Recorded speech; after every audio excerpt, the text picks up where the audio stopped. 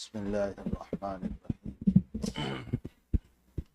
الحمد لله نحمده ونستعينه ونستغفره ونؤمن به ونتوكل عليه ونعوذ بالله من شرور أنفسنا ومن سيئات أعمالنا من يهده الله فلا مضل له ومن يضلله فلا هادي له ونشهد أن لا إله إلا الله وحده لا شريك له ونشهد أن سيدنا مولانا محمدا عبده ورسوله أما بعد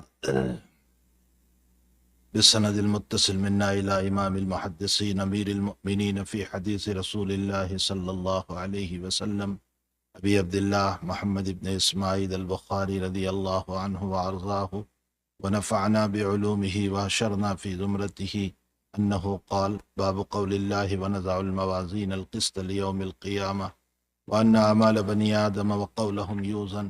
وقال مجاهد: القسطاس والعدل بالرومية، ويقال القسط مصدر المقسط وهو العادل، وأما القاسط فهو الجائر۔ یہ بخاری شریف کا آخری باب ہے جس پر حضرت امام بخاری رضی اللہ تعالیٰ عنہ اپنی کتاب کو ختم فرما رہے ہیں۔ میرے مخاطب اس وقت یہ میرے طلباء ہیں، یہ مشائخ، یہ علماء جو بیٹھے ہوئے ہیں، یہ میرے مخاطب نہیں ہیں۔ میں کچھ طالب علمانہ گفتگو مختصر وقت میں کرنا چاہتا ہوں، بلکہ میں نے ایک فالی لیتا ہوں اس بات کے اوپر کہ میرے یمین میں اسلم نام کی ایک شخصیت بیٹھی ہے، اور حدیث شریف میں ہے کہ من اسلم سالمہ اللہ، جو اسلم ہو اللہ اس کو سلامت رکھتا ہے۔ تو انشاءاللہ ان کی طرف سے سالمیت یمین کی طرف سے آتی رہے گی۔ اور میرے یسار میں قاسم ہے، اور نبی اکرم صلی اللہ علیہ وسلم نے فرمایا کہ انما انا قاسم واللہ یعطی، تو قاسم العلم بھی ہے، قاسم المال بھی ہے۔ دونوں اعتبار سے ہم نے ایک فالی لیتے ہیں کہ انشاءاللہ ان کی طرف سے علم بھی ہم کو ملتا ہے اور مال بھی انشاءاللہ ملتا رہے گا۔ بہرحال یہ دونوں شخصیتیں جہاں پشت پناہی میں بیٹھی ہو تو انشاءاللہ تعالی اللہ تعالیٰ کی نصرت اور مدد شامل حال رہے گی۔ یہ میں بلا تکلف بات کر رہا ہوں۔ مجھے سب سے پہلے جب بخاری شریف دی گئی، بالکل شروع میں، آج سے 35 سال پہلے کی میں بات کر رہا ہوں، اور اس وقت دو شخصیتوں نے بلا کر میرے نام پر بخاری شریف رکھی۔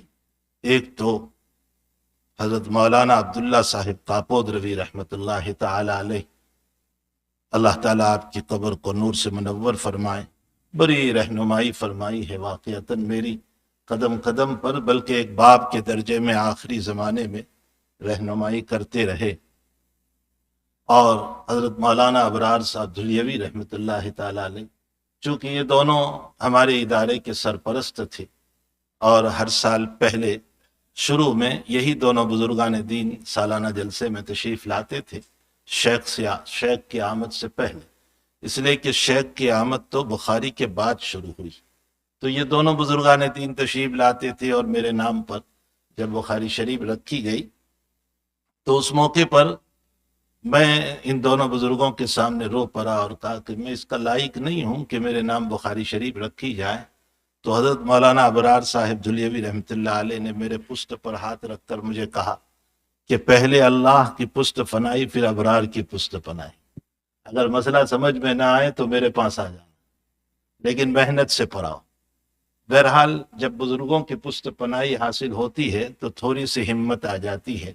اسی لیے ابھی مولانا نے ان طلباء کو جو نصیحتیں کی، اس میں اپنے اساتذہ سے، میں تو انگلش اتنا جانتا نہیں ہوں، لیکن ان کی کچھ باتوں سے میری سمجھ میں آ رہا تھا کہ وہ یہی کہنا چاہ رہے ہیں کہ اپنے اساتذہ سے مربوط رہیں، آخری زندگی ہر وقت ہر لمحہ اپنے استاذوں سے مشورہ کرتے رہیں، چاہے یسر ہو یا عسر ہو، مکرہ ہو یا خوشی کے ایام ہو، بہرحال اپنے بزرگوں سے ہمیشہ منسلک رہنا چاہیے، اس لیے کہ اس کی وجہ سے بہت ساری رہنمائی ہو جاتی ہے۔ چونکہ ہمارا معاملہ یہ ہوتا ہے کہ ہم ابھی ابتدا میں ہوتے ہیں، اور ہمارے بزرگوں نے بہت کچھ دیکھا ہوا ہوتا ہے، اس لیے وہ اپنے تجربات کی روشنی میں ہماری رہنمائی کرتے ہیں۔ لیکن افسوس یہ ہے کہ طالب علم فارغ ہو کر اپنے آپ کو بے نیاز سمجھ لیتا ہے۔ گویا فراغت کا مطلب ہی یہ سمجھ لیا کہ میں کتابوں سے بھی فارغ ہو گیا اور دوسرے نمبر پر مشوروں سے بھی فارغ ہو گیا اور مشائخ سے بھی فارغ ہو گیا، بس مجھے اب کسی کی ضرورت نہیں ہے۔ اسی بنیاد پر وہ ٹھوکریں کھاتا رہتا ہے۔ تو اپنے اساتذہ سے مربوط رہنا چاہیے۔ تو بہرحال میں نے یہ نیک فالی دی ہے۔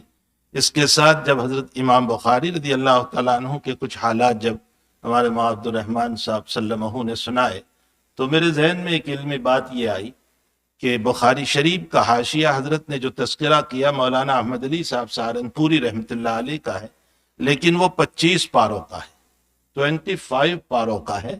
آخری 5 پاروں کا جو ہے حاشیہ قاسم العلوم والخیرات حضرت مولانا محمد قاسم صاحب نانوتوی رحمۃ اللہ علیہ کا ہے۔ وجہ اس کی یہ ہے کہ حضرت مولانا احمد علی صاحب سہارنپوری رحمۃ اللہ علیہ حضرت نانوتوی کے اساتذہ میں سے، یہ سمجھ لیں کہ حضرت نانوتوی کے اساتذہ میں سے، اور حضرت مولانا احمد علی صاحب سہارنپوری رحمۃ اللہ علیہ نے اپنی علالت اور مرض الوفات کے زمانے میں اپنے شاگرد رشید کو کہا تھا کہ موقع ملے تو بخاری شریف کا جو کچھ میں نے لکھا ہے اس کو مکمل کر لینا۔ حضرت مولانا احمد علی صاحب سہارنپوری رحمۃ اللہ علیہ کا انتقال ہو گیا۔ جب تک میں سہارنپور میں رہا ہر جمعہ کو حضرت کی قبر پر میں حاضر ہوتا تھا، چونکہ انہی سے ہم استفادہ کر رہے ہیں، ہمارے پاس ہے کیا؟ جو کچھ ہے انہی کا دیا ہوا ہے۔ اگر طالب علم اتنا سمجھ لیں تو کبھی غرور اور تکبر پیدا نہیں ہوتا ہے۔ بہرحال حضرت نانوتوی رحمۃ اللہ علیہ اس کے بعد جیل میں چلے گئے، اور ایک مدت طویلہ تک حضرت جو ہیں کالے فانی جو بہت مشہور ہیں، جو حضرت نانوتوی رحمۃ اللہ علیہ کو جیل میں ڈالا گیا، اس زمانے میں حضرت نانوتوی رحمۃ اللہ تعالی علیہ نے اس کا حاشیہ لکھا تھا۔ جیل خانے میں بیٹھ کر کے حضرت نے بخاری شریف کا حاشیہ لکھا ہے۔ ہمارے اکابر کے علوم بڑے زبردست ہوتے تھے، ہم تو لکیر کے فقیر ہیں کہ کل کو استاذ نے کیا سبق پڑھایا وہ بھی یاد نہیں رہتا ہے۔ بلکہ میں کبھی کبھی ان کو کہتا ہوں، یہ عبارت یوں تلاش کرتے تو میں کہتا ہوں کہ فلائی اور مکھی مار کر چپکا دیا کرو کہ آئندہ کل سے کہاں سے پڑھنا ہے۔ تو سبق کہاں سے شروع کرنا ہے، عبارت کہاں سے شروع کرنا ہے، اس کا بھی پتہ نہیں ہوتا ہے۔ وہاں اکابر کا حال یہ ہے کہ وہ جیل خانے اور قید خانے میں بیٹھ کر علامہ سرخسی رحمۃ اللہ علیہ کی مبسوط جو ہے دنیا جانتی ہے کہ جو ہماری مستند ترین فقہائے احناف کی کتاب میں سے ہے، بادشاہ وقت نے آپ کو جیل خانے میں ڈالا اور وہ بھی سزا کون سی دی، اللہ تعالیٰ حفاظت فرمائے۔ ہمارے اکابر کو جو سزا دی گئی ہے وہ تو اس کا تو کوئی مثال بھی ہمارے پاس نہیں ہو سکتی ہے۔ حضرت کو ایک کنویں میں اتار دیا گیا اور 6 سال تک حضرت کو کنویں کے اندر میں بٹھایا گیا۔ وہیں تخت پر حضرت بالکل نیچے ہیں۔ طلباء نے کہا کہ درسگاہ خاموش ہو گئی اور علم جو ہے چرچے بند ہو گئے۔ بادشاہ وقت سے اجازت لی کہ ہم حضرت سے پڑھنا چاہتے ہیں، تو حضرت نے فرمایا کہ وہیں وہ رہیں گے، تم اوپر بیٹھ کر کے پڑھنا چاہو تو پڑھ سکتے ہو۔ علامہ سرخسی رحمۃ اللہ علیہ نے اسی کنویں کے اندر بیٹھ کر کے درس دیا اور طلباء نے نوٹ کیا، یہ وہ مبسوط ہے جو حضرت نے کنویں میں بیٹھ کر کے لکھوائی ہے۔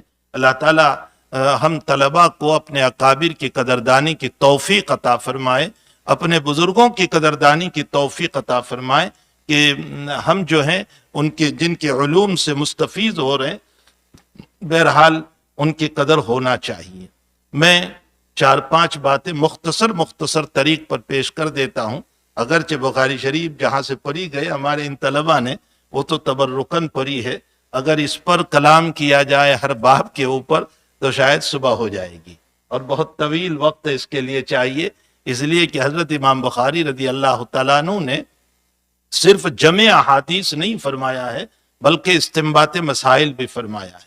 اس لیے جن اداروں میں ہدایہ پڑھائے بغیر یا جو طالب علم ہدایہ پڑھے بغیر بخاری شریف پڑھنا شروع کرتا ہے وہ سمجھ لیں کہ اس کو کچھ بھی حاصل نہیں ہوگا، اس لیے کہ فقہ البخاری فی تراجمہ ہی، امام بخاری رضی اللہ تعالیٰ عنہ کے اگر درس کو آپ کی کتاب کو سمجھنا ہو تو فہم اور فراست ضروری ہے۔ آپ ایک ہی روایت کو کئی مقام پر لا کر کے مختلف مسائل کا استنباط فرماتے ہیں اور عجیب طرح پر استعمال فرماتے ہیں جس کی طرف کبھی ہمارا ذہن بھی نہیں جاتا ہے. یہ ہیں فقہ البخاری فی تراجمہ. تو میں 4-5 باتیں 3-4 باتیں کتاب اور صاحب کتاب سے متعلق اور ایک بات باب سے متعلق مختصر وقت میں ذکر کر دوں. سب سے پہلی بات صاحب کتاب سے متعلق یہ ہے کہ حضرت امام رضی اللہ تعالیٰ عنہ کی اپنی آخری زندگی میں جب حالات ناگوار ہو گئے نیشاپور میں، اور نیشاپور سے پھر تشریف لے آئے بخارا، جس کا ابھی آپ نے بار بار تذکرہ کیا، بقول ہمارے حضرت مفتی مظفر حسین صاحب رحمۃ اللہ علیہ، جو میرے استاد محترم نہیں بلکہ میرے ایک باپ اور شفیق باپ تھے، جن کی زیر سایہ رہ کر کے ہم نے مظاہر میں بہت کچھ سیکھا، اور عجیب و غریب شخصیت تھی. میں حضرت کے سر میں تیل ڈالتا تھا رات میں جا کر، اور اپنی بے وقوفی کے سوالات بھی کرتا رہتا تھا، لیکن حضرت ایک وسیع الظرف تھے. حضرت کا ایک جملہ مجھے یاد پڑتا ہے کہ منصب جتنا بڑا ہو ظرف بھی اتنا بڑا ہونا چاہیے. یہ کسی موقع پر حضرت نے مجھے کہا تھا کہ منصب جتنا بڑا ہو ظرف بھی اتنا بڑا ہونا چاہیے، اس لیے کہ ظرف بڑا نہیں ہے تو منصب اس کے لائق نہیں ہے. تو معلوم ہوتا ہے کہ انسان کو اللہ تعالیٰ نے جتنا بڑا مقام دیا ہو، منصب دیا ہو، اسی کے مطابق اس کا ظرف معافی کا، درگزر کا، برداشت کر لینے کا ہونا چاہیے. اور جب منصب کے مطابق ظرف نہیں ہوتا ہے تو روزانہ غصے ہو جانا اور روزانہ حالات اور پریشانیاں، نتیجے میں لوگ ان سے بدظن ہو جایا کرتے ہیں. یہ میرے اس سوال پر فرمایا تھا کہ میں نے جب حضرت سے یوں کہا کہ حضرت یہ لوگ عصر کے بعد آپ کو بے تکے سوال کرتے رہتے ہیں اور آپ جو ہے خاموشی کے ساتھ جواب دے دیتے ہیں، اس پر حضرت نے یہ جملہ فرمایا تھا کہ منصب، چونکہ عوام بھی آتے تھے حضرت کے پاس عصر کی مجلس میں، عصر کے بعد کی مجلس میں، اور عجیب و غریب سوال کیا کرتے تھے اور حضرت اس کا مختصر سا جواب دے دیا کرتے تھے. تو اس پر حضرت نے یہ فرمایا تھا کہ منصب جتنا بڑا ہو ظرف بھی اتنا بڑا ہونا چاہیے. اگر ظرف بڑا نہیں ہے تو منصب اس کو جو ہے زیب نہیں دیتا ہے. تو بہرحال حضرت مفتی صاحب رحمۃ اللہ علیہ کی خدمت میں رہ کر بہت کچھ سیکھا ہے. تو میں صرف 1-2 باتیں، تو حضرت کی ایک بات مجھے یاد آئی. حضرت نے فرمایا کہ بلا مطالعے کے، بلا محنت کے 3 شرطیں حضرت بیان فرماتے تھے: بلا مطالعہ، بلا محنت، بلا تقوی. بلا مطالعہ، بلا محنت، بلا تقوی. اگر ان تینوں کے بغیر کوئی بخاری پر آتا ہے تو بخار تو آ سکتا ہے، بخاری نہیں آتی. یہ حضرت فرمایا کرتے تھے بخار تو آتا ہے، بخاری نہیں آتی. معلوم ہوتا ہے کہ تقوی کے بغیر جو ہے یہ کتاب جو ہے ہماری سمجھ میں نہیں آتی. ہمیں تقوی اختیار کرنا چاہیے، ورع اور پرہیزگاری اختیار کرنا چاہیے. تو ایک بات، جب حضرت امام بخاری رضی اللہ تعالیٰ عنہ نیشاپور سے حالات جب ناگوار پیش آ گئے، بخارا تشریف لے آئے، اور پھر بخارا میں بھی وہاں کے اس وقت کے جو قاضی تھے، قاضی خالد بن احمد، انہوں نے بھی پریشان کرنا شروع کیا. اور پہلے تو یہ شرط لگائی کہ آپ ہمارے بچوں کو گھر پہ آ کر پڑھائیں. میں اس سے ایک بات کہنا چاہتا ہوں، اس لیے میں نے اس واقعے کو چھیڑا. تو حضرت نے فرمایا کہ نہیں، میں گھر پہ آ کر نہیں پڑھاؤں گا حدیث شریف. فرمایا اچھا میرے بچوں کو آگے بٹھائے. فرمایا نہیں، الاقدم فالاقدم، جو پہلے آئے گا وہ پہلے بیٹھے گا. کوئی میرے وہاں اس طرح تقسیم نہیں ہوگی. اس پر خالد بن احمد کو غصہ آیا کہ تم نے میری توہین کی، نتیجتاً آپ کو پریشان کرنا شروع کیا. اسی میں حضرت نے پھر بخارا سے قریب جہاں آپ کی اس وقت قبر ہے خرتنگ، وہاں آپ تشریف لے گئے. وہ آپ کے رشتہ دار تھے، اور وہیں پر آپ کا رمضان المبارک کے آخری دن، یعنی جس دن عید کا چاند طلوع ہوا، اسی دن یہ حدیث کا چاند غروب ہو گیا. ہمارے شیخ رحمۃ اللہ علیہ نے بہت پیارا جملہ لکھا. مولانا زکریا صاحب رحمۃ اللہ علیہ نے، چونکہ عید کا چاند طلوع ہوا اور حضرت کا انتقال ہوا تھا رات میں، تو فرمایا عید کا چاند طلوع ہوا اور حدیث کا چاند غروب ہو گیا. تو مجھے اس واقعے سے بتانا ہے کہ امام بخاری رضی اللہ تعالیٰ عنہ نے علم کی توہین کو پسند نہیں کی. یہ گھر جا کر کے پڑھانا یا یہ جو ہے ان کو آگے بٹھاؤں، ان کی چاپلوسی کروں، یہ علم کی توہین ہے، اس کو پسند نہیں فرمایا.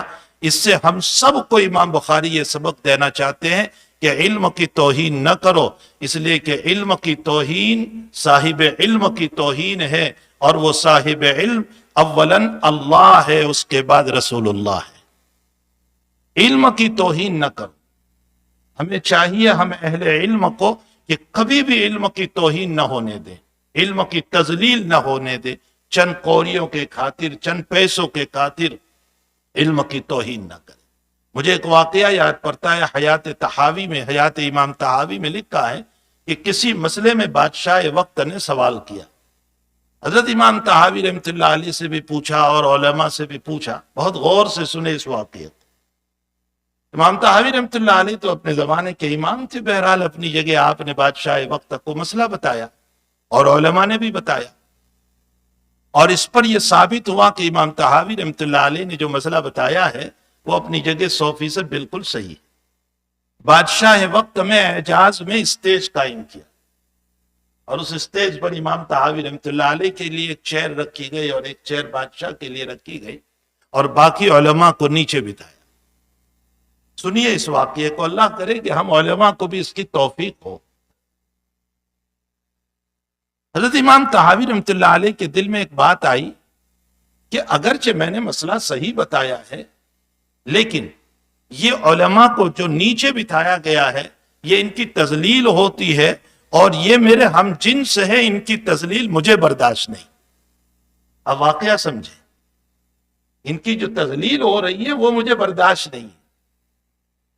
حضرت الامام طحاوی رحمۃ اللہ علیہ نے اسٹیج ہی پر بادشاہ وقت سے کہا کہ جو مسئلہ میں نے آپ کو بتایا تھا، اس مسئلے پر میں نے یہاں آنے کے بعد بہت غور و فکر کی، تفکر و تدبر کیا، تو مجھے ایسا معلوم ہوا کہ مجھے اجتہاد میں خطا ہو رہی ہے، اور یہ جو علماء ہے انہوں نے صحیح بتایا ہے۔ جان بوجھ کر اپنے آپ کو جتلا رہے ہیں اور ان علماء کی طرف سے حق کی نسبت کر رہے ہیں۔ جب بادشاہ کے سامنے یہ بات رکھی گئی تو بادشاہ نے علماء کے لیے بھی چیئر کو رکھ دیا کہ اچھا ان کا مسئلہ صحیح ہے تو ان کے لیے بھی اب اعجاز کیا جائے اور ان کے لیے بھی چیئر رکھی جائے۔ مجلس ختم ہو گئی۔ ختم مجلس پر امام طحاوی نے علماء سے فرمایا، اجتہادی مسئلہ تو میں نے ہی صحیح بتایا تھا، لیکن مجھ سے تمہاری تذلیل برداشت نہ ہوئی، اس لیے میں نے اپنے آپ کو جھتلا دیا۔ اللہ ان کی قبر کو نور سے منور فرمائے اور اللہ تعالیٰ ان کے درجات کو بلند فرمائے۔ تو نہ علم کی توہین ہم سے ہو، نہ اہل علم کی توہین ہم سے ہو۔ علماء کی توہین بھی ہم سے نہیں ہونی چاہیے، بلکہ ہم علماء کا اکرام، اعجاز کرنے والے ہو، ان کی عزت بڑھانے والے ہو۔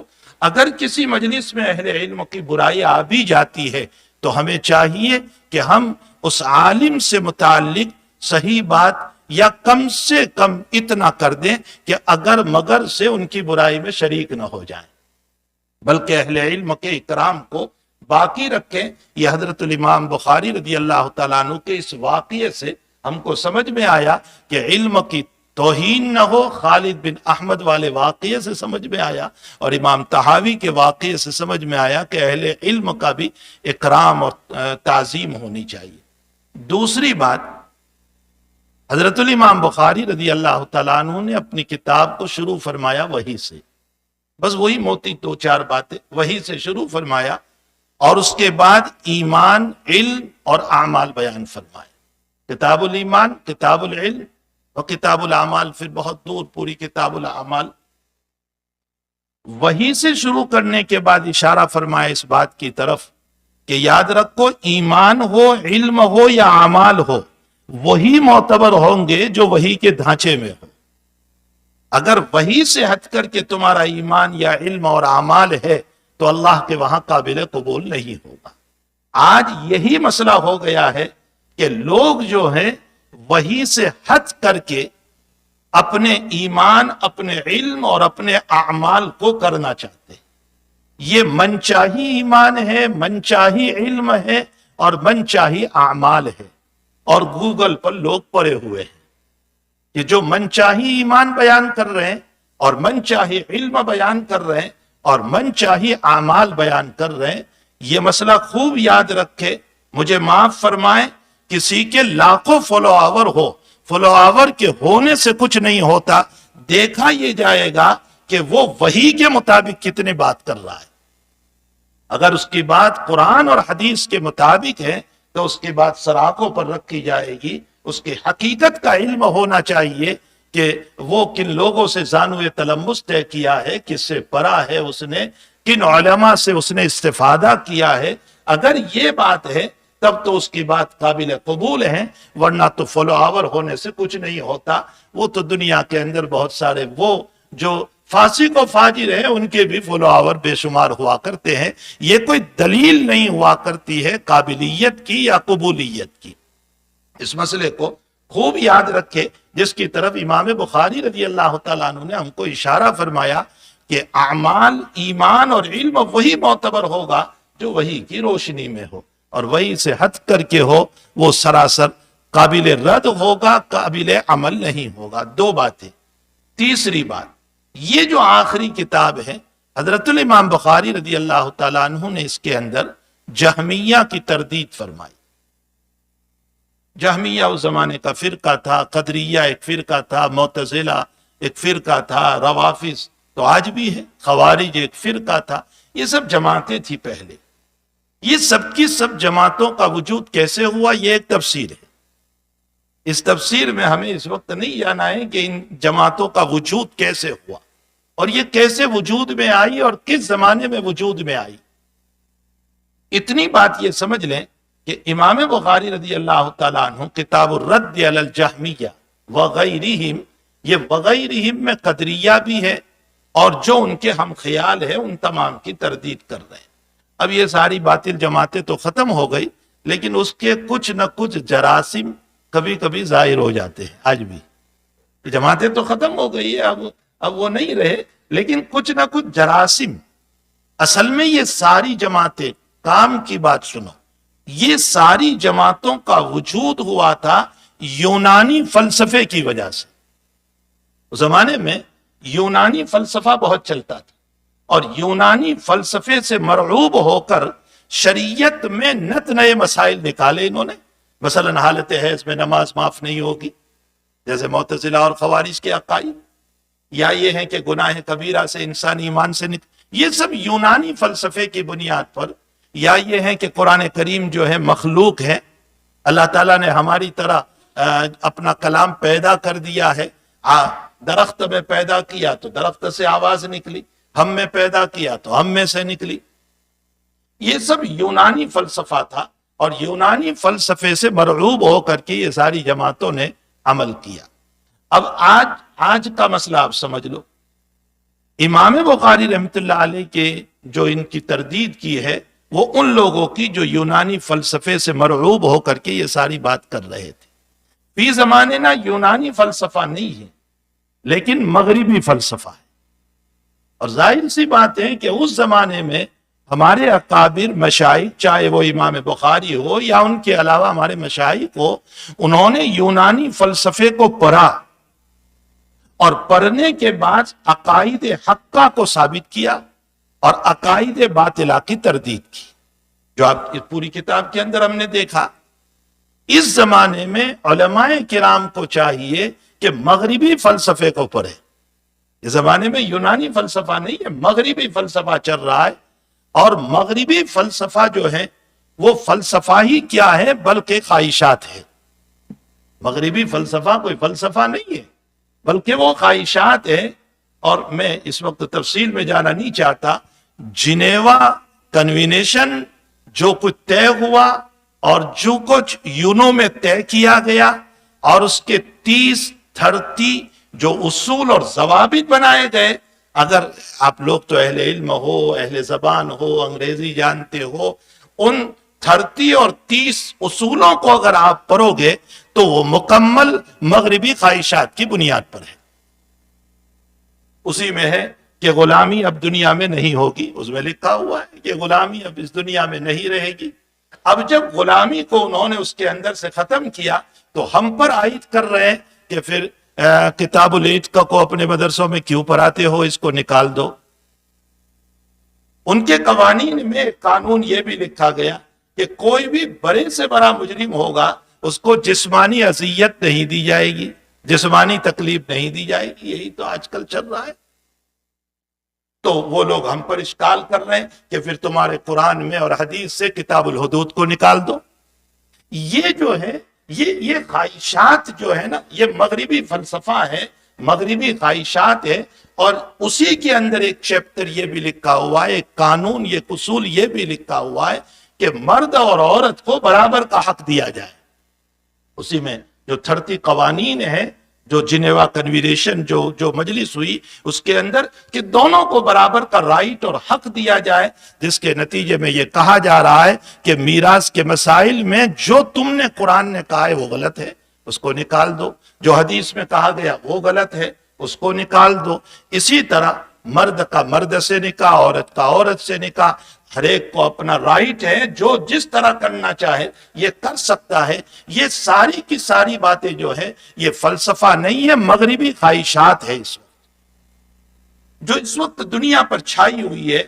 اس زمانے کے ہمارے اکابر نے یونانی فلسفے کو پڑھ کر کے، چاہے وہ امام غزالی ہو، فخر الدین رازی ہو، یا قرطبی ہو، یا امام بخاری ہو، یا اس کے علاوہ جتنے ہمارے اکابر ہیں، انہوں نے اس کو پڑھ کر کے یونانی فلسفے کی تردید کی ہے۔ اس زمانے کے ہم علماء کرام کو، ہم طلاب کرام کو چاہیے کہ مغربی فلسفے کو پڑھے، اور جو باطل اذہان بنے ہوئے ہیں اور ناستک اور دہریہ کی ذہنیت جو بنائی جا رہی ہے، اس کی تردید حسن انداز میں کرنی چاہیے، اچھے انداز میں کرنی چاہیے۔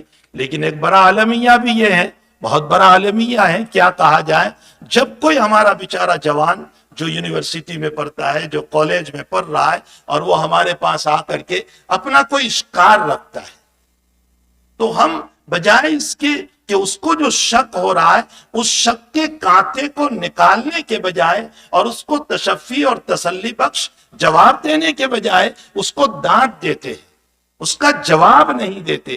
نتیجہ یہ ہوتا ہے کہ اس کا شک اور پکا ہوتا چلا جاتا ہے، جس کے نتیجے میں وہ ایتھیسٹ کے حوالے ہو جاتا ہے اور وہ اللہ کا منکر بن جاتا ہے۔ ہماری ذمہ داری یہ ہے کہ اگر کوئی ہم سے سوال کر رہا ہے تو ہم جو ہے اس کے اس اشکال کو، اس شک کے کانٹے کو نکالیں، اس کو تشفی اور تسلی بخش جواب دے۔ حضرت اقدس تھانوی نور اللہ مرقدہ سے کسی نے سوال کیا کہ حضرت شبہات تو ہر انسان جان لیتا ہے، لیکن جو ہے جواب ہر انسان نہیں جانتا ہے۔ تو حضرت تھے، حکیم الامت تھے۔ کسی نے حضرت تھانوی رحمۃ اللہ علیہ سے فرمایا کہ وہی مطلوع اور غیر مطلوع میں فرق کیا ہے۔ چلیے بات آئی تو عرض کر دوں، وہی مطلوع اور غیر مطلوع میں فرق کیا ہے، یعنی قرآن اور حدیث میں۔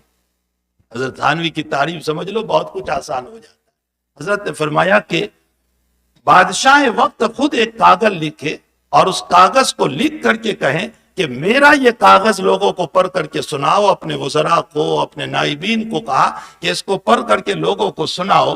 فرمایا کہ یہ قرآن کریم کی مثال ہے کہ اللہ تعالیٰ نے خود ہی بول کر کے کہا کہ لوگوں کو پڑھ کر سناؤ۔ اور وہی یہ غیر مطلوع یعنی احادیث کی تعریف یہ ہے کہ بادشاہ وقت بیان دے اور اپنے وزراء سے یوں کہیں کہ میرا منشا تو سمجھ گئے نا، تم لکھ کر نہیں دیا، میرے کہنے کا منشا تم سمجھے ہو نا؟ جی ہاں سمجھ گئے، تو اب اس کو بیان کیجئے۔ فرمایا انبیاء کا منشأ خداوندی کو بیان کرنا حدیث ہے، اور اللہ کے کاغذ کو پڑھ کر سنانا یہ قرآن ہے۔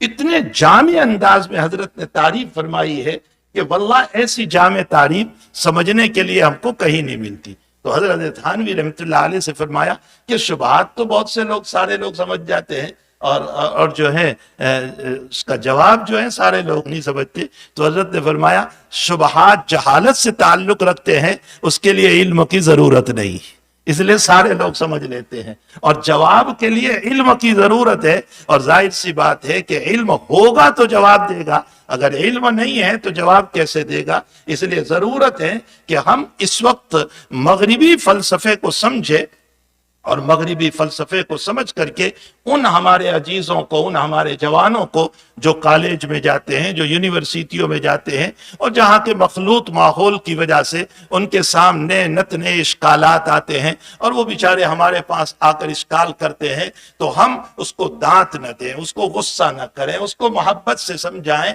اور اس کو محبت سے سمجھا کر کے ہم جو ہیں اس کے اشکال کو حل کرنے کی کوشش کریں۔ اگر ہم نے حل نہیں کیا تو نتیجہ یہ ہوگا کہ جماعت کی جماعتیں آج کفرستان میں جا رہی ہے، ارتداد میں جا رہی ہے، بہت سے جوان ہمارے وہ ہیں، اگر آپ ان کے ساتھ بیٹھو گے تو اس صورت میں وہ ہمارے احترام میں یا ہماری عزت میں یا اس بنیاد پر کہ ہم پر کوئی فتویٰ نہ لگ جائے اس لیے وہ اپنی رائے کو ظاہر نہیں کرتے، لیکن اگر کھلے عام ان کو بولنے کی ہدایت دی جائے تو میجورٹی جوان وہ نکلیں گے کہ جن کے دلوں میں شکوک اور شبہات کی وجہ سے وہ ایمان سے نکل چکے ہیں۔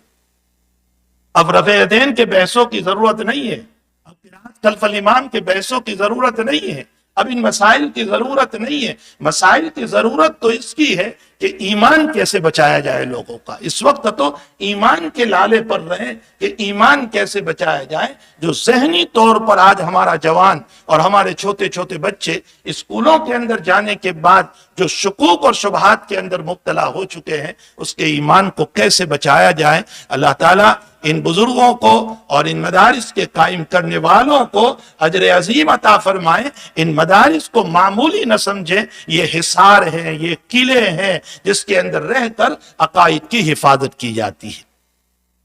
حق تعالیٰ جل شانہ ان اداروں کو دن دگنی رات چگنی ترقیوں سے اللہ تعالیٰ مالا مال فرمائے۔ تو تیسری بات جو مجھے عرض کرنا تھا کہ حضرت الامام بخاری رضی اللہ تعالیٰ عنہ نے چونکہ اس زمانے کے یونانی فلسفے کو سمجھ کر کے تردید کی ہے، اس زمانے میں ہمیں مغربی فلسفے کو سمجھنا ہوگا اور اس زمانے کے جو اشکالات ہیں ان اشکالات کو حل کرنا ہوگا۔ چوتھی بات جو سب سے اخیری بات ہے وہ یہ ہے کہ یہ جو ابھی ابواب پڑھے گئے میں نے بتایا اس پر بڑی تفصیل ہے، میں صرف دو باتیں ذکر کر دوں۔ ایک تو حضرت الامام احمد ابن حنبل رحمۃ اللہ علیہ کے زمانے میں مسئلہ پیدا ہوا، اور وہ یہ ہے کہ بادشاہ وقت بھی اور اس وقت کے بہت سارے لوگوں نے بھی اس قرآن کریم کو اللہ کی مخلوق کہہ دیا۔ تو امام احمد ابن حنبل رحمۃ اللہ علیہ ایک پہاڑ بن کر، ایک معاون بن کر، بلکہ بقول ہمارے حضرت شیخ یونس صاحب قدس اللہ سرہ، ہمالیہ کو ہٹانا آسان تھا لیکن احمد ابن حنبل کو ہٹانا مشکل تھا۔ یعنی ہمالیہ پہاڑ اپنی جگہ سے ہٹ سکتا ہے لیکن احمد ابن حنبل اپنی جگہ سے نہیں ہٹے، مار کھائی اور کورے کھائے اور کپڑے اتارے گئے اور لہو لہان ہو گئے، سب کچھ ہوا، لیکن القرآن کلام اللہ تعالی غیر مخلوق۔ بس ایک ہی بات کے اوپر ڈٹے رہے۔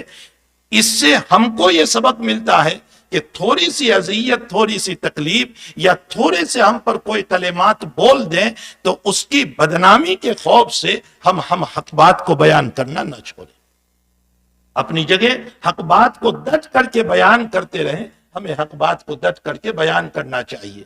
بہرحال امام احمد ابن حنبل رحمۃ اللہ علیہ کا یہ مسئلہ ہوا۔ اب امام احمد ابن حنبل کے خود ماننے والے جو بعد میں آئے، انہوں نے اس مسئلے کے اندر اتنی وسعت پیدا کر دی، اتنی وسعت پیدا کر دی کہ انہوں نے اس اپنے ہاتھوں سے، ہمارے ہاتھوں سے لکھے ہوئے قرآن کو بھی مخلوق اللہ کا کلام اور اللہ کی صفت کہہ دی، اور کہا یہ بھی قدیم ہے، یہ بھی پرانا ہے، اور اس کا بھی وہی مقام ہے جو لوح محفوظ والے کلام کا ہے۔ حضرت امام بخاری رضی اللہ تعالیٰ عنہ کو ان کی تردید کرنی پڑی، اور انہی کی تردید کے نتیجے میں امام بخاری رحمۃ اللہ علیہ پر بڑے حالات آئے۔ دونوں امام ہیں اپنی جگہ، ایک امام احمد ابن حنبل ہے، ایک امام بخاری ہے، ایک استاذ ہے، ایک شاگرد ہے۔ احمد استاذ ہے اور امام بخاری آپ کے شاگرد ہیں، اور امام بخاری 8 مرتبہ امام احمد ابن حنبل رحمۃ اللہ علیہ کی خدمت میں حاضر خدمت ہوئے ہیں، 8 مرتبہ۔ لیکن عجیب و غریب بات یہ ہے کہ 8 مرتبہ حاضر ہونے کے باوجود بخاری شریف میں صرف 2 روایت لائے، امام احمد ابن حنبل سے صرف 2 روایت لائے ہیں۔ آخر اس کی کیا وجہ ہے؟ یہ تو میں ان بچوں کو مقدمے میں تفصیل سے بتا چکا ہوں کہ اس کی وجوہات کیا تھی۔ خلاصہ کلام یہ ہے کہ پہلی 7 مرتبہ میں احمد کے اساتذہ موجود تھے، جو احادیث احمد بیان کر رہے تھے وہی احادیث امام احمد کے اساتذہ بیان فرما رہے تھے۔ بخاری نے دیکھا سند عالی مل رہی ہے تو سند سافل کیوں لوں میں؟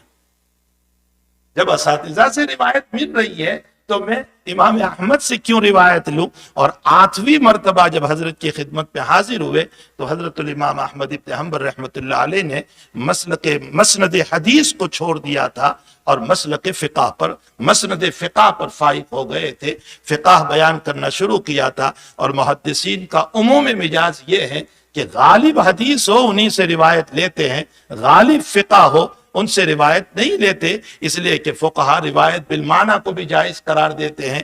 اس لیے 2 روایتیں ایسی تھی جو امام احمد کے علاوہ امام بخاری کو کہیں نہیں ملی، وہ دونوں روایتیں حضرت الامام بخاری رضی اللہ تعالیٰ عنہ نے امام احمد ابن حنبل رحمۃ اللہ علیہ سے بخاری شریف میں نقل فرمائی ہے۔ تو امام احمد کا اپنا مسلک بھی اپنی جگہ کلام اللہ کے باب میں ہے اور بخاری کا بھی اپنی جگہ۔ دونوں کا خلاصہ یہی ہے کہ اللہ کا کلام جو لوح محفوظ میں ہے وہ اللہ کی صفت ہیں، وہ حادث نہیں ہے، وہ فنا نہیں ہوتا، وہ جو ہے کبھی ختم ہونے والا نہیں، وہ مخلوق نہیں ہے۔ البتہ تمہارے سامنے جو قرآن ہے، جو تمہارا لکھا ہوا ہے، تمہارا پڑھا ہوا ہے، جو سارے ابواب ابھی پڑھتے چلے آئے، ان تمام کے اندر بخاری نے یہی بتایا ہے کہ یہ حادث ہے، یہ جو ہے فت بھی جاتا ہے، پرانا بھی ہو جاتا ہے، یہ جو ہے ختم بھی ہو جاتا ہے، اس لیے اس پر وہ لوح محفوظ والے کلام کا اطلاق نہ کیا جائے۔ یہ ہو گیا ان تمام ابواب کا خلاصہ۔ یہ 4 باتوں کے ساتھ آخری بات جو باب کے اوپر مجھے بیان کرنا ہے، حضرت امام رضی اللہ تعالیٰ عنہ نے اس باب پر کتاب کو ختم فرمایا، یہ بھی مختصر سمجھ لیں۔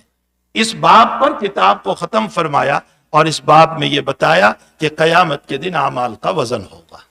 وَنَزَعُ الْمَوَازِينَ الْقِسْطَ لِيَوْمِ الْقِيَامَةِ، لغوی تحقیق اور ساری تحقیقات اپنی جگہ، ان سب کو اب یہیں چھوڑ دیجئے۔ تو قیامت کے دن اعمال کا وزن ہوگا، چونکہ زیادہ تر مجمع بخاری شریف میں لوگوں کا اس لیے آتا ہے تاکہ ہمیں دعا ملے اور کچھ بات مل جائیں، تو بجائے اس کے کہ میں اپنی طرف سے کچھ کہوں، امام بخاری ہی کی بات کو نقل کر دوں۔ حضرت امام رضی اللہ تعالیٰ عنہ کتاب ختم فرما رہے، یہ آپ کی آخری مجلس ہے۔ یہ گویا کہ جیسے آج ہماری آخری مجلس ہے بخاری پر، اسی طرح امام بخاری کے آخری مجلس ہے یہ، اس پر آپ ختم فرما رہے ہیں۔ حضرت امام رحمۃ اللہ علیہ نے ہم تمام کو تنبیہ فرمائی ہے کہ گناہ کر لو جتنے کرنے ہو، قیامت کے دن جو ہے تمہارے اعمال تولے جائیں گے، اقوال بھی تولے جائیں گے، افعال بھی تولے جائیں گے۔ تم یہ نہ سمجھو کہ ہم نے بولا اور ہوا میں ختم ہو گیا، ہم نے لکھا اور ہوا میں ختم ہو گیا، اور جو ہے جو کچھ ہم نے کیا اور خلوتوں میں بیٹھ کر کیا اور کسی نے دیکھا نہیں۔ بلکہ عجیب و غریب بات قرآن کریم سے یہ معلوم ہو رہی ہے کہ هل ننبئکم بالاکثرین اعمالا، ہم نہ بتائیں بالاکثرین اعمالا کہ اعمال کے اعتبار سے کون خسارے میں ہے۔ یہ نہ میں کہہ رہا ہوں، نہ کوئی عالم کہہ رہا ہے، نہ بخاری کہہ رہے ہیں، نہ کوئی صحابی کہہ رہے ہیں، اللہ کہہ رہے ہیں۔ ہم نہ بتائیں کہ اعمال کے اعتبار سے کون خسارے میں اور نقصان میں۔ ایک تو یہ ہے کہ دنیا میں انسان کچھ کام ہی نہ کرے۔ ابھی مولانا نے پوچھا کہ بھئی کون پیسے بناتا ہے، تو سب خاموش رہے کہ کہیں ایسا نہ ہو کہ مولانا کو کچھ دینا پڑے گا، اس لیے سب خاموش رہے۔ ایک تو یہ ہے کہ کوئی کام ہی نہ کرو، پیسے نہ بناؤ۔ دوسرا یہ ہے کہ کام کیا، پیسے بنائے، اور پیسے بنانے کے بعد اس کو ضائع کر دیے۔ یہ پہلے کے مقابلے میں زیادہ نقصان والا ہے۔ مثال سمجھنا، یہ پہلے کے مقابلے میں زیادہ نقصان والا ہے کہ جس نے کمایا اور منزل مقصود پر پہنچنے سے پہلے سب کچھ ضائع کر دیا۔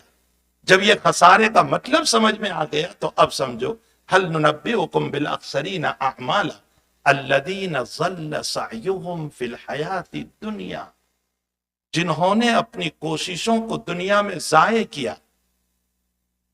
کوششوں کو ضائع کرنے کا کیا مطلب؟ ادھر اعمال صالحہ بھی کیے، ادھر گناہ بھی کر لیے، غیبت بھی کر لی، الزام بھی لگا دیا، برائی بھی کر دی، اس کے ساتھ ساتھ کسی کی ذلیل بھی کر دیا، شراب بھی پی لی، زنا بھی کر لیا، نہ معلوم کیا کیا گناہ کر لیے۔ الذین ضل سعیہم فی الحیات الدنیا۔ اچھا آگے کیا کہہ رہے ہیں اللہ؟ وَهُمْ يَحْسَبُونَ أَنَّهُمْ يُحْسِنُونَ صُنْعًا۔ رات میں جا کر کے ذرا غور سے اس کا مطلب سمجھنا، اور وہ سمجھتا ہے کہ میں اچھے کام کر رہا ہوں۔ آج ہم گناہ کر کے یہی سمجھ رہے ہیں کہ ہم اچھے کر رہے ہیں، ہم اچھا کر رہے ہیں، بہت اچھا کر رہے ہیں۔ وَهُمْ يَحْسَبُونَ أَنَّهُمْ يُحْسِنُونَ صُنْعًا۔ شیخ عبد الرحمن الجوزی رحمت اللہ علیہ فرماتے ہیں، اپنی مجالس زوزیہ چھپی ہوئی ہے، اس میں دیکھ لینا، حضرت یہ فرماتے ہیں کہ یہ مسئلہ مسلم ہے کہ دنیا میں گناہوں کا وبال آخرت کا مسلم دنیا میں بھی آتا ہے۔ حضرت حدیث پیش فرمائی، قال النبی صلی اللہ تعالی علیہ وسلم حرم من الرزق ما يصيب من المعصیت، او کما قال علیہ السلام، رزق سے محروم کر دیا جاتا ہے جو معصیت کا ارتکاب کرتا ہے۔ اس کی تشریح میں علامہ عبد الرحمن ابن جوزی یہ فرماتے ہیں کہ یہاں رزق کا کیا ہے وہ نبی علیہ السلام نے وضاحت نہیں فرمائی۔ فرمایا رزق دنیا بھی ہو سکتا ہے اور علم بھی ایک رزق ہے، اللہ دنیا کے رزق سے بھی اللہ گناہوں کی وجہ سے محروم کرتا ہے اور اللہ علم سے بھی محروم کرتا ہے۔ آگے حضرت ہی کی تشریح سنو، فقط سأل رجل فی المجلس، ایک آدمی نے سوال کیا ابن جوزی رحمت اللہ علیہ سے کہ میں گناہ کر رہا ہوں، اس کے باوجود مجھے تو کوئی تنگی محسوس نہیں ہو رہی ہے، الحمدللہ مجھے کوئی تنگی محسوس نہیں ہو رہی ہے۔ اس پر جو عبد الرحمن ابن جوزی نے جواب دیا ہے وہ اپنے دلوں پر لکھ لے، میں تو اس کو ہر وقت اپنے سامنے رکھتا ہوں۔ آپ نے جواب دیا، السیئہ بعد السیئہ عقاب السیئہ، فرمایا ایک گناہ کے بعد اگر دوسرا گناہ کی طرف دل چل رہا ہے تو سمجھ لو کہ اللہ تمہیں عذاب دے رہا ہے۔ بڑا خطرناک جملہ ہے، السیئہ بعد السیئہ عقاب السیئہ، گناہ کے بعد گناہ کا ہونا یہ اللہ کی طرف سے عذاب ہے کہ اللہ نے آپ کو گناہ میں مبتلا کر دیا۔ والحسنہ بعد الحسنہ ثواب الحسنہ، اور ایک نیکی کے بعد دوسری نیکی کی اللہ توفیق دے رہا ہے تو سمجھ لو کہ اللہ تعالیٰ آپ کو نیک اعمال کا دنیا ہی میں بدلہ دے رہا ہے۔ تو برائی والے اعمال کا کرتے رہنا، گناہوں والے اعمال کا کرتے رہنا، یہ ایک عذاب ہے۔ اگر کوئی عذاب نہ ہو، روزی سے محروم نہیں ہوئے، علم سے محروم نہیں ہوئے، تو بھی بار بار گناہوں کا ہونا اور توبہ کی توفیق کا نہ ہونا یہ اللہ کا عذاب ہے۔ بس اسی پر آخری بات، علامہ عبد الرحمن ابن جوزی رحمت اللہ علیہ فرماتے ہیں کہ حضرت الامام شافعی رحمت اللہ علیہ اور امام احمد ابن حنبل رحمت اللہ علیہ نے فرمایا کہ من سفر المعصیہ، جس نے کسی معصیت کا سفر کیا، اور وہ سفر شرعی تھا، سفر شرعی کا مطلب یہ ہے کہ وہ 48 میل 48 میل سے زیادہ کا سفر تھا، لیکن معصیت کا سفر ہے، وہ کسی گناہ کے لیے جا رہا ہے، تو حضرت الامام احمد ابن حنبل اور امام شافعی رحمت اللہ علیہ فرماتے ہیں کہ اس کو 2 رکعت پڑھنے کی رخصت نہیں ہوگی۔ معصیت کے سفر پر یہ اور اسی طرح اگر وہ کسی جگہ جا رہا ہے اور سفر معصیت کا ہے اور اچانک کھانا پینا ختم ہو گیا سفر میں اور جانے کا وقت آ گیا، تو ویسے حالت اضطرار میں مردار کھانے کی، شراب پینے کی اجازت ہے، لیکن اس کو اجازت نہیں، یہ چاہے مر جائے، لیکن اس کو مردار کھانے کی اجازت نہیں، شراب پینے کی اجازت نہیں۔ عبد الرحمن ابن جوزی اس مسئلے سے مسئلہ مستنبط فرماتے ہیں کہ اس کا مطلب یہ نکلا کہ یہ جو سفر رخصت ہے، اللہ تعالیٰ نے جو 2 رکعت پڑھنے کی اجازت دی، یا اضطراری حالت میں اس چیز کو کھانے کی جو حرام ہے اجازت دی، فرمایا یہ رحمت رب ہے۔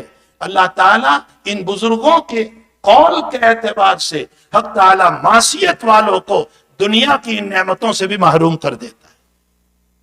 اور اس پر مزید ایک مسئلہ انہوں نے مستنبط فرمایا کہ اگر نیک عمل کرتا ہے تو حق تعالیٰ دروازے کھولتا چلا جاتا ہے، فرمایا یوسف علیہ السلام نے خواہشات سے بچا کر صبر کر کے جیل میں چلے گئے تو نتیجہ یہ ہوا کہ اسی زلیخا کو قدموں میں اللہ نے ڈال دیا.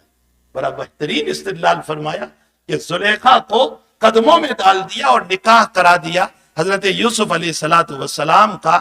اور فرمایا کہ بھائی حسد پر اترے اور انتہائی حسد پر اترے تو نتیجہ یہ ہوا کہ یوسف کے سامنے منگتا بنا کر تصدق علینا، ہمیں صدقہ دیجئے. معلوم یہ ہوتا ہے کہ اعمال صالحہ پر رحمت نازل ہوتی ہے اور گناہوں کے نتیجے میں اللہ دنیا میں ذلیل و خوار کر دیتا ہے. امام بخاری اس آخری باب میں مجھے اور آپ کو یہی سمجھانا چاہتے ہیں، معصیت کو چھوڑو، گناہوں کو چھوڑو. کون کیا گناہ کر رہا ہے اس پر نہ جاؤ، مجھے میرے اللہ سے کیا کرنا ہے اس کی طرف آؤ. ہم اللہ سے اپنے تعلقات کو ہموار کریں، صحیح کریں، ایک اللہ کو راضی کرنے کی فکر کریں. اور اب کل کو مرنا ہے، جواب دینا ہے. وَنَزَعُ الْمَوَازِينَ الْقِسْطَ لِيَوْمِ الْقِيَامَةِ. اور اس کے بعد جو حدیث لے آئے اس بات کو ثابت کرنے کے لیے وہ ہے حضرت ابو ہریرہ رضی اللہ تعالیٰ عنہ کی روایت، کلمتان حبیبتان الی الرحمن خفیفتان علی اللسان ثقیلتان فی المیزان. یہ دو کلمے ہیں، بہت مختصر ہے، اللہ کو بڑے پیارے ہیں اور وہ ہیں سبحان اللہ و بحمدہ سبحان اللہ العظیم. اس میں ایک عجیب سا نقطہ حافظ ابن حجر عسقلانی رحمۃ اللہ علیہ نے لکھا ہے اور وہ یہ ہے کہ حافظ صاحب فرماتے ہیں کہ جب کوئی مجلس ختم ہوتی ہے تو نبی اکرم صلی اللہ علیہ وسلم نے فرمایا کہ دعا پڑھ لو سبحانک اللہم و بحمدک نشہد ان لا الہ الا انت یا اشہد ان لا الہ الا انت استغفرک و اتوب الیک. یہ دعا ہے نا، لیکن یہ روایت ترمذی کی ہے اور امام بخاری بھی استغفار پر ختم کرنا چاہتے تھے. اس کتاب کو استغفار پر ختم کرنا چاہتے تھے. مجلس ختم ہو گئی آپ کی تو استغفار پر ختم کرنا چاہتے تھے، لیکن جس روایت میں یہ ذکر ہے وہ روایت آپ کی شرط پر نہیں، وہ ترمذی کی روایت. تو آپ نے اپنی روایت سے استغفار کی طرف اشارہ فرمایا کہ سبحان اللہ و بحمدہ، اے اللہ تیری ہی ذات پاک ہے، میں پاکی کا دعویٰ نہیں کر رہا ہوں، میری کتاب میں یقیناً مجھ سے قصور ہوئے ہیں، اے اللہ میں مجلس کے اخیر میں تجھ سے معافی چاہتا ہوں، تو مجھے معاف کر دے. لفظ سبحان سے آپ نے استغفار کی طرف اشارہ کر دیا، سبحان اللہ و بحمدہ سبحان اللہ العظیم. اور آپ کے حاشیے میں ایک نقطہ لکھا ہے خیر جاری کے حوالے سے، اور وہ نقطہ یہ ہے کہ امام بخاری رضی اللہ تعالیٰ عنہ نے جس حدیث شریف پر اس کو ختم فرمایا تو فرمایا کہ اشارہ فرمایا اس بات کی طرف کہ دیکھو اللہ کی تحمید کرو، تسبیح کرو، اپنے ذکر کو اس سے محظوظ رکھو تاکہ اللہ تمہیں دار الحمد میں داخل کر دے. دار الحمد کا معنی جنت میں، جہاں تمہیں کہا جائے گا وآخر دعوانا ان الحمد للہ رب العالمین. یہ آپ کے حاشیے میں لکھا ہوا ہے. اور ایک روایت مجھے ابھی یاد آئی تھی تو میں نے اپنے اس بچے سے کہا کہ کتاب الصلح میں یہ روایت ہے، مجھے ذرا لکھ کر دو، میں اس کا ایک مختصر اشارہ کر دوں. نبی اکرم صلی اللہ تعالیٰ علیہ وسلم نے ایک مرتبہ قرآن اندازی کے جواز کے لیے، قرآن ڈالتے ہیں نا چٹھی، آج تو بہت چٹھیاں چلتی ہے، وی سی کی سب چٹھیاں بہت چلتی ہے، جہاں دیکھو سب چٹھیاں چلتی ہے. تو قرآن اندازی کے جواز پر امام بخاری رضی اللہ تعالیٰ عنہ نے اس کو پیش کیا ہے کہ قرآن جائز ہے. اس پر روایت لے آئے کہ ایک بوت ہے جس کا اوپر کا منزلہ نیچے کا منزلہ، اور پانی جو ہے اوپر ہے اور نیچے، اس میں قرآ ڈالا گیا تو جن کے نام اوپر وہ اوپر، جن کا نام نیچے وہ نیچے، کوئی بزنس کلاس کوئی اکنامک کلاس. اب نیچے والوں کو پانی کی ضرورت ہوئی تو وہ اوپر لینے جاتے ہیں تو اوپر والوں کا منہ بڑا ہو جاتا ہے. بعض لوگوں کو بلا شہد کی مکھی کے کاتے ہوئے بھی منہ بڑا ہو جاتا ہے. یہ بعضوں کا مزاج ہوتا ہے، ہر وقت جو ہے کھٹی کڑی پی کر کے رہتے ہیں، کبھی ان کو ہنسنا ہی نہیں آتا. یہ بھی عجیب و غریب مزاج ہے.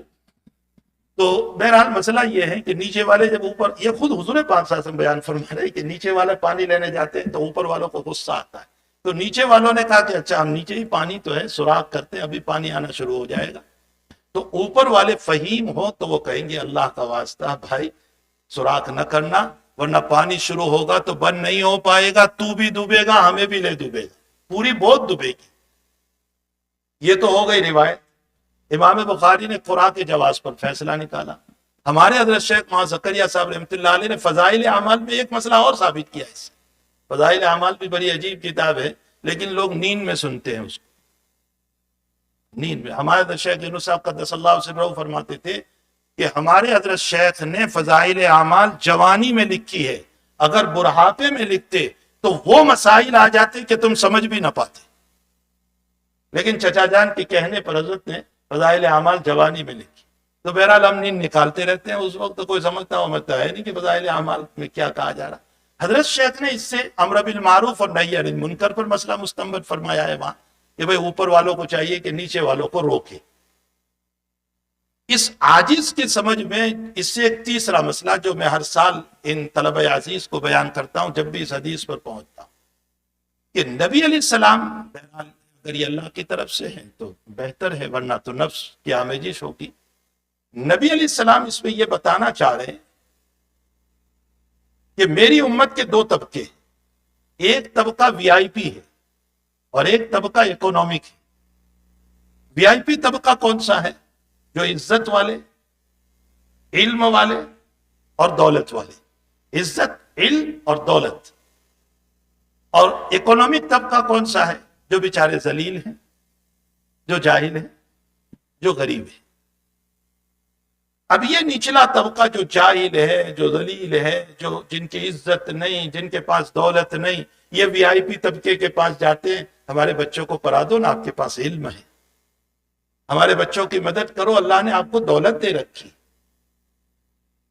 ہمارے بچوں کے آپ کی عزت کام آ جائے۔ تو اگر وی آئی پی طبقہ حدیث شریف میں منہ بنانے لگے، ناراض ہو جائے، تو نتیجہ کیا ہوگا؟ وہاں بوت میں نیچے سوراخ ہو رہا تھا، یہاں یہ ذلیل اور غریب طبقہ جو ہے نا وہ گناہوں کا سوراخ کرے گا۔ یہ جو آج ہو رہا ہے یہ گناہوں کے سوراخ کریں گے، پھر ڈرگس، پھر لڑکیوں کا اٹھانا، پھر ایک دوسرے کو مارنا، اور پھر طرح طرح کے گناہ۔ نتیجہ کیا ہوگا؟ وہاں نیچے سوراخ کیا، پانی شروع ہوا تو پوری بوت ڈوبی، اوپر والے بھی ڈوب گئے۔ یہاں گناہوں کے سوراخ جب عام ہو جائیں گے تو جہاں ذلیل اور غریب کی اللہ پکڑ کرے گا، علم والوں کی بھی پکڑ کرے گا، دولت والوں کی بھی پکڑ کرے گا، پھر ہم بھی اس میں پکڑے جائیں گے، علماء بھی، مالدار بھی، عزت والے بھی۔ یہ اس حدیث شریف میں ہم کو کہا جا رہا ہے۔ اس لیے علم والوں کو چاہیے کہ امت کے بچوں کو علم پڑھائیں، مال والوں کو چاہیے کہ مال خوب خرچ کرے، قیامت میں کام آئے گا۔ عزت والوں کو چاہیے کہ اپنی عزت امت کے لیے صرف کریں، تاکہ یہ جو عزت اپنے پیٹ کے لیے نہ ہو بلکہ امت کے لیے ہو۔ اگر ہماری عزت امت کے لیے استعمال ہو گئی۔ اور آخری بات اس حدیث شریف میں، اللہ کے نبی علیہ السلام نے تو کبھی بھی پانی کا سفر نہیں کیا ہے۔ کوئی ادنا روایت لے آؤ کہ آپ نے بوت کا سفر کیا ہو، کوئی روایت نہیں۔ اور حضرت یہاں بوت کی مثال دے رہے ہیں، اور بوت بھی اس بوت کی مثال دے رہے ہیں جس کا تصور آپ کے زمانے میں نہیں ہو سکتا تھا کہ ایک نیچے کا منزلہ، ایک اوپر کا منزلہ۔ اس زمانے میں تو یہ تصور نہیں ہو سکتا تھا، یہ تو بعد میں سب منزلہ پر منزلہ کی بوتیں بن گئی ہے۔ حضرت کے زمانے میں تو یہ تصور نہیں ہو سکتا تھا، اس کے باوجود حضرت مثال کیا دے رہے ہیں؟ ایک نیچے کا منزلہ، ایک اوپر کا منزلہ۔ ظاہر سی بات ہے کہ آپ کا یہ فرمان خود بتا رہا ہے کہ آپ وہاں سے لے کر کے بول رہے ہیں ما ينطق عن الهوى ان هو الا وحی یوحی۔ صادق و مصدوق صلی اللہ علیہ وسلم کی مبارک زندگی پر ہم سب کو اللہ عمل کی توفیق عطا فرمائے۔ حق تعالی ان بچوں کو، ان بچیوں کو علوم نافعہ سے مالا مال فرمائے، اعمال سارہ سے حفاظت فرمائے، اعمال حسنہ نصیب فرمائے، اور ان بچیوں سے بھی امت میں اللہ تعالیٰ خوب کام لے۔ ماشاءاللہ یہاں کچھ بچیوں نے، بلکہ میں سمجھتا ہوں، مجھے نہیں پتا، میں نے حضرت سے ابھی پوچھا بھی نہیں ہے، لیکن میں نے جو نمبرات دیے اس سے تو یہی معلوم ہوا کہ کسی بچی کا پہلا نمبر آیا ہوگا، واللہ عالم۔ فرسٹ، سیکنڈ اور تھرڈ تینوں جو ہیں بچی کے نمبر آئے۔ اللہ تعالیٰ ان بچیوں سے خوب دین کا کام لے، قاضی یاد رحمۃ اللہ علیہ نے واقعہ لکھا ہے کہ امام مالک رحمۃ اللہ علیہ سبق پڑھاتے تھے تو دروازے کے پیچھے ایک عورت بیٹھی رہتی تھی، اور طالب علم جب عبارت پڑھتا تھا اور غلطی کرتا تھا تو پیچھے دروازے سے دروازہ یوں کھٹکھٹاتی تھی۔ وہ کون تھی؟ امام مالک رحمۃ اللہ علیہ کی بیٹی تھی۔ آپ انداز لگائیں کہ کتنی حدیثوں کا استحضار ہوگا۔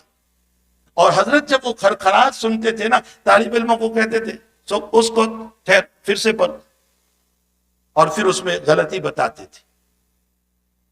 آپ کا بیٹا محمد امام مالک رحمۃ اللہ علیہ، لیکن وہ حضرت سے علم حاصل نہیں کر سکا۔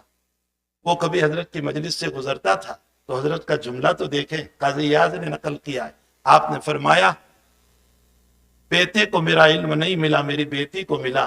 معلوم ہوتا ہے علم میں میراث نہیں چلتی، یہ لازم نہیں ہے کہ بیٹے ہی کو علم ملے، اللہ بیٹیوں کو بھی علم عطا فرمائے۔ اور طبقات شافعیہ میں تو ایک عجیب واقعہ لکھا ہے کہ امام شافعی رحمۃ اللہ علیہ کی والدہ کسی مسئلے میں کورٹ میں گواہی کی ضرورت پڑ گئی، وہ گواہی دینے گئے تو قاضی نے امام شافعی رحمۃ اللہ علیہ کی والدہ کو کہا کہ آپ علیحدہ ہوئیے، یہ عورت علیحدہ ہو جائے تاکہ میں دونوں سے چھان بین کروں۔ تو حضرت امام شافعی رحمۃ اللہ علیہ کی والدہ فرماتے ہیں کہ اس طرح آپ تفرقہ نہیں کر سکتے۔ کیوں نہیں کر سکتے؟ فرمایا قرآن میں تو اللہ نے یہ فرمایا ہے کہ فَتُذَكِّرَ إِحْدَاهُمَا الْأُخْرَى، کہ اگر ایک سے تھوڑی سی بھول ہو جائے تو دوسری اس کو یاد دلا دے۔ آپ نص قرآنی کے خلاف کر رہے ہیں۔ تو قاضی نے کان پکڑے امام شافعی کی والدہ کے سامنے، یہ امام شافعی کی والدہ کا علم تھا۔ معلوم یہ ہوتا ہے کہ تعالیٰ نے بچیوں کو بھی بہت کچھ علم عطا فرمایا، اور ہر دور میں بچیوں نے دین کے لیے، اشاعت شریعت کے لیے، اشاعت دین کے لیے اور تبلیغ کے لیے بہت کام کیا ہے۔ اللہ تعالیٰ ان تمام بچوں کو اور بچیوں کو علوم نافعہ سے مالا مال فرمائے۔ ان بزرگوں کی کاوشوں کوششوں کو اللہ تعالیٰ بہت ہی برابر فرمائے۔ اس ادارے کو دین دگنی رات چوگنی ترقیوں سے حق تعالیٰ مالا مال فرمائے۔ جمیع شرور، فتن، داخلی خارجی فتنوں سے اللہ اس ادارے کی اور تمام اداروں کی حفاظت فرمائے، اور ہم دین کے کام کرنے والوں کو بھی اللہ اخلاص سے کام کرنے کی توفیق عطا فرمائے۔ اور جو کچھ آپ اس ادارے کے لیے تعاون کرتے ہیں، مدد کرتے ہیں، آپ اس کو بیکار نہ سمجھیں، عبث نہ سمجھے، یہ آپ کا سب کچھ جمع ہو چکا ہے۔ انشاءاللہ تعالی ما عندکم ینفد وما عند اللہ باق، اللہ کے وہاں سب باقی ہے۔ مرنے کے بعد ہماری قبروں کے اندر جب وہ نور بھر کر کے آئے گا تب ہمیں پتہ چلے گا کہ اور دے کر کے آتا تو اچھا ہوتا۔ تعالی ہم تمام کو دین کے لیے بڑا دل رکھ کر خرچ کرنے کی توفیق عطا فرمائے۔ وصلی اللہ علیہ نبی الکریم برحمتک یا ارحم۔ بزرگوں، دوستوں، بھائیوں، آخر میں پوری ایس ایم اے کی کمیٹی اور ہمارے مصلی حضرات اور سارے پیرنٹس اور طلباء کی طرف سے آپ سب حضرات کا میں شکریہ ادا کرتا ہوں، ہمارے اسٹاف کی طرف سے بھی، اور خصوصاً ان علماء کرام اور ہمارے مہمان مکرم ان حضرات کا بھی کہ بڑی تکلیف لے کر یہاں تشریف لائے اور پورے جلسے کو ہماری رونق بخشی۔ اور آپ ہمیشہ اس ادارے کو، اہل ادارے کو اور علماء کو بھی اپنی دعاؤں میں یاد کرتے رہے۔ انشاءاللہ میں اب حضرت شیخ الحدیث مولانا محمد حنیف صاحب سے درخواست کروں گا کہ دعا فرمائیں، اور انشاءاللہ دعا کے بعد ساروں کے لیے کھانے کا انتظام کیا گیا ہے۔ ہمارے مستورات کے لیے، بہنوں کے لیے نیچے ہی جم میں انتظام ہے، اور سب بھائیوں کے لیے جتنے بھی شرکاء ہیں ان سب کے لیے باہر مسجد کے پیچھے وہاں پر انتظام ہے، تو آرام سے آپ وہاں تشریف لے جائیں اور کھانا کھا کر پھر آپ انشاءاللہ عصر کی نماز ہم ادا کریں گے۔ حضرت سے دعا کی درخواست۔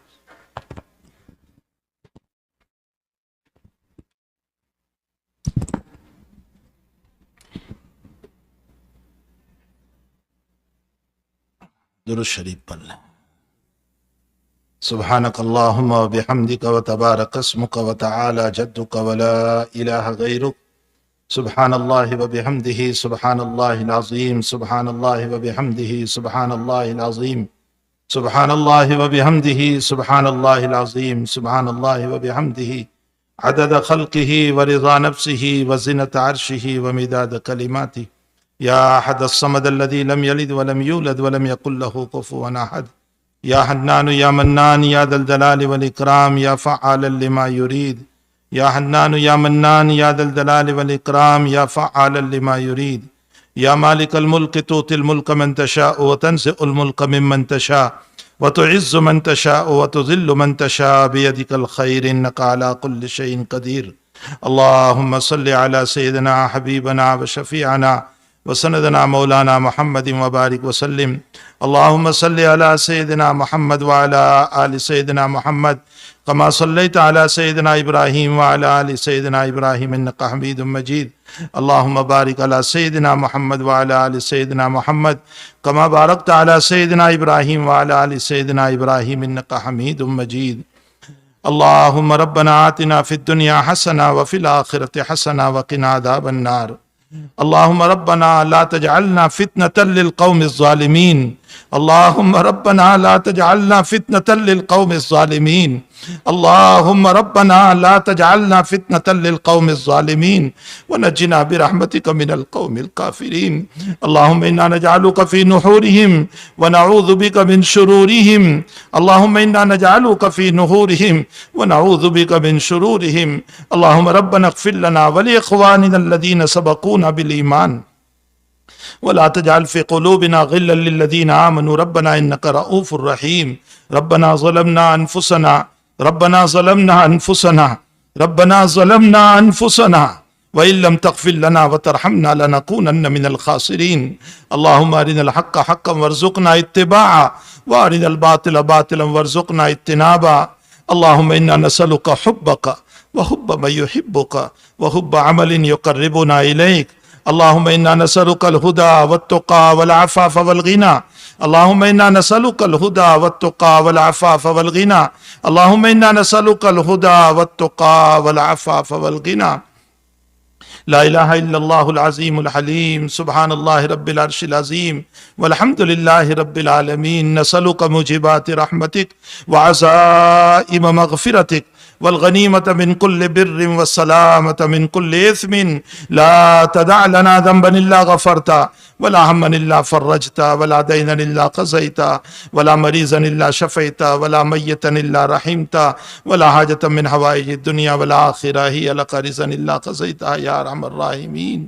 اللهم إنا نسألك إيمانا دائما وقلبا خاشعا وعينا باقيا ويقينا صادقا وعملا متقبلا وعلما نافعا وشفاء من كل داء اللهم إنا نعوذ بك من علم لا ينفع وقلب لا تخشع ونفس لا تشبع ودعاء لا يستجاب له اللہ ہم سب کو معاف فرما دے اللہ ہم اپنے گناہوں سے معافی چاہتے ہیں ہر آدمی اپنے گناہ سے واقف ہے اے اللہ ہم سب اپنے اپنی زندگیوں سے بہت واقف ہیں اللہ آپ کو کہنے کی ضرورت نہیں ہے آپ کے سامنے ہماری جلوت بھی ہے خلوت بھی ہے رات کی اندھیریاں بھی ہے دن کے اجالے بھی ہیں مجلسیں بھی ہے تنہائیاں بھی ہے اے اللہ آپ سے گزارش ہے کہ آپ ہم سب کو معاف فرما دیجئے اللہ آپ بھی کریم ہیں آپ کے نبی بھی کریم ہیں ہم دو کریموں کے بیچ میں ہیں اللہ کرم کا معاملہ فرما دیجئے رحمت کا معاملہ فرما دیجئے عفو درگزر کا معاملہ فرما دیجئے ساری زندگی ہم نے تجھ سے نعمتیں مانگی ہے لیکن مولا توبہ ہم نے تجھ سے نہیں کی گناہ سے معافی نہیں مانگی ہم ہمیشہ اپنے غرض کو مانگتے رہے لیکن آپ کو راضی کرنے کی فکر نہیں کی اللہ آپ راضی ہو جائیے اللہ آپ راضی ہو جائیے اللہ آپ راضی ہو جائیے ہمارے حبیب پاک صلی اللہ علیہ وسلم کو ہم سے راضی کر دیجئے اللہ اس مجلس کو قبول فرما اس میں بیٹھنے والوں کو قبول فرما اس میں سننے والوں کو قبول فرما مرد و عورت کو قبول فرما اے اللہ ان فارغ ہو کر جانے والے بچوں اور بچیوں کو قبول فرما علوم نافعہ سے اے اللہ ان کو آراستہ فرما اعمال صالحہ سے مزین فرما اے اللہ اللہ ان کے اساتذہ کے لیے صدقہ جاریہ بنا، اس مسجد کے چلانے والوں کے لیے صدقہ جاریہ بنا، اے اللہ اس مدرسے کے پیچھے خرچ کرنے والوں کے لیے صدقہ جاریہ بنا، اے اللہ ان کے والدین کے لیے صدقہ جاریہ بنا،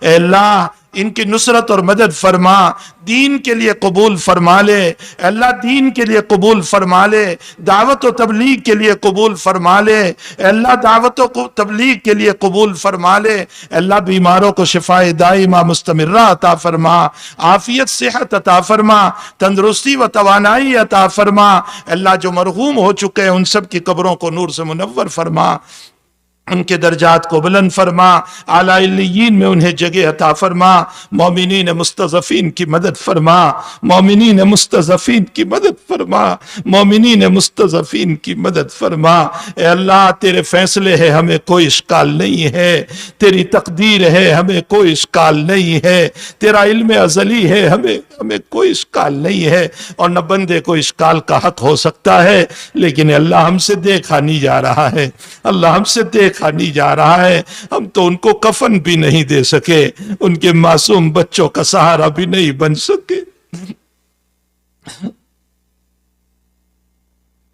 ان کی عورتیں اجڑتی جا رہی ہیں، ان کی بچیاں ان کے بچوں کے پاؤں کتے جا رہے ہیں، ان کے جلے ہوئے چہرے ان سے دیکھے نہیں جا رہی ہے، معصوم لالوں کو باپ لے کر کے دوڑ رہا ہے، اے میرے مالک آج کی اس مجلس میں تجھے بخاری کا واسطہ ہے، رحم فرما دے، کرم فرما دے، تجھے نبی کا واسطہ، نبی کی روایتوں کا واسطہ،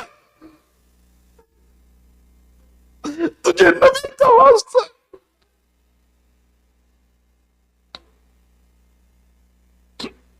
میرے نبی پر قبر میں کیا گزر رہی ہوگی، ہم تو یہی سمجھتے ہیں کہ ہمارے گناہوں کی نحوست ہے، ہم بگڑے ہیں تو بیچاروں پر ظلم ہے،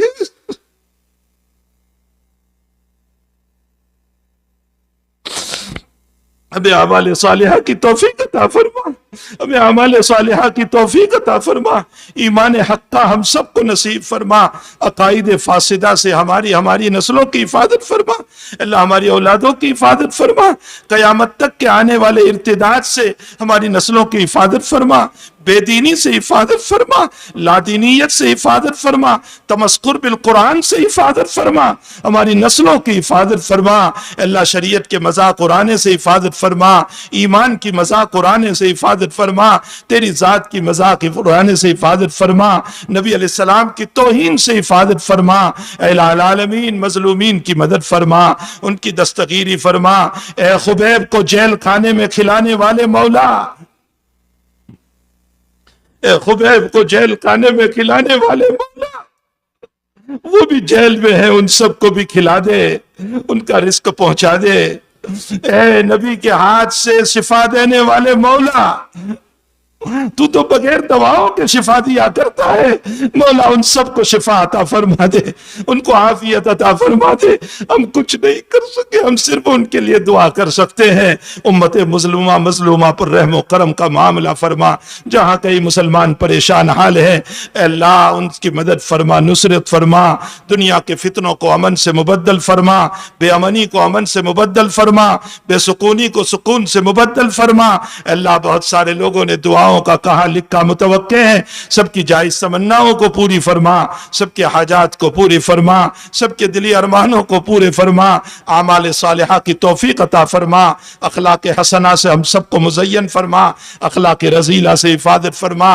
اے اللہ یہ مجمع تیرے سامنے بھکاری بن کر کے بیٹھا ہوا ہے، یہ آج تجھے کہہ رہا ہے ہم بھکاری ہیں، ہم تیرے محتاج ہیں، ہم عبد ہیں تو معبود ہیں، ہم مخلوق ہیں تو خالق ہیں، ہماری جھولی بھر دے، اللہ سب کی ضرورتوں کو دست غیب سے پورا فرما دے، سب کی حاجتوں کو پورا فرما دے، اللہ یہ مشائخ کا مجمع ہے، یہ علماء کا مجمع ہے، یہ رونے والوں کا مجمع ہے، یہ حفاظ کرام کا مجمع ہے، یہ رسول کے مہمانوں کا مجمع ہے، یہ سفید داڑھی والوں کا مجمع ہے، یہ راتوں میں اٹھ کر رونے والی تیری بندیوں کا مجمع ہے، جن کے آنسو ان کے رخسار پر بہ رہے ہیں، اے اللہ جس کے آنسو تجھے پسند ہو اور جس پر تجھے پیار آ رہا ہو اور جس کی دعائیں تو قبول کر رہا ہو، اس کے صدقے میں تو آج کی ہم سب کی دعاؤں کو قبول فرما لے، اور ہماری تمام ضرورتوں کو دست غیب سے پورا فرما دے. وصلی اللہ علی نبینا محمد و آلہ و صحبہ اجمعین